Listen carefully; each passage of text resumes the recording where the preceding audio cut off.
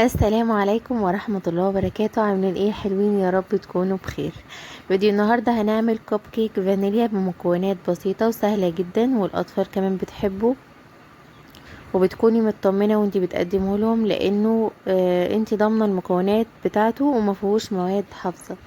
ده بيكون شكله شايفين جميل جدا ازاي،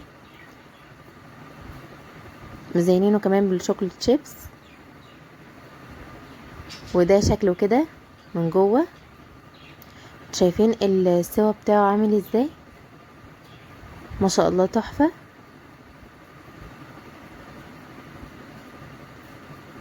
شايفين اسفنجية وطرية جدا. هنفتح واحدة كده مع بعض.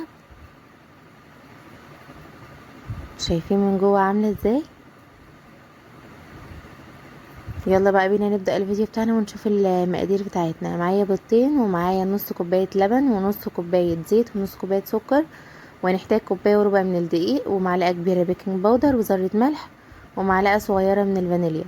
هنكسر البيضتين كده وننزل بالفانيليا، والمكونات السائلة بتاعتي هننزل بالزيت واللبن والسكر. هنضربهم في الخلاط. لو مش عاوز تضربهم في الخلاط عادي جدا بالمضرب اليدوي. بعد كده نبتدي ننخل الدقيق على الخليط بتاعي. هننخل كمية الدقيق اللي معانا الكوباية وربع زي ما قلنا، وطبعا هيكون ضايفين عليهم المعلقة كبيرة من البيكنج باودر وذرة ملح. ده شكل الخليط بتاعي كده. شايفين القوام بتاعه؟ هنبتدي بقى نجيب صينية الكوب كيك ونرص فيها الورق بتاع الكوب كيك.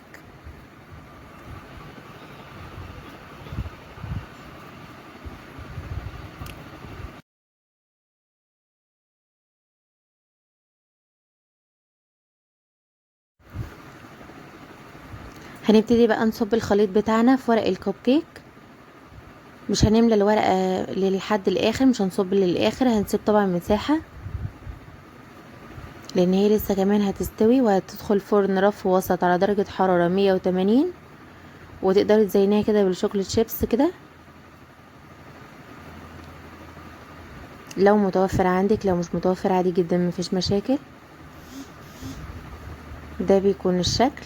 نبتدي بقى ندخلها الفرن رف وسط على درجة حرارة 180، وبتقعد حوالي تلت ساعة، وبتخرج معاكي زي ما انت شايفاها كده. واشوفكم في فيديو جديد بإذن الله، والسلام عليكم ورحمة الله وبركاته.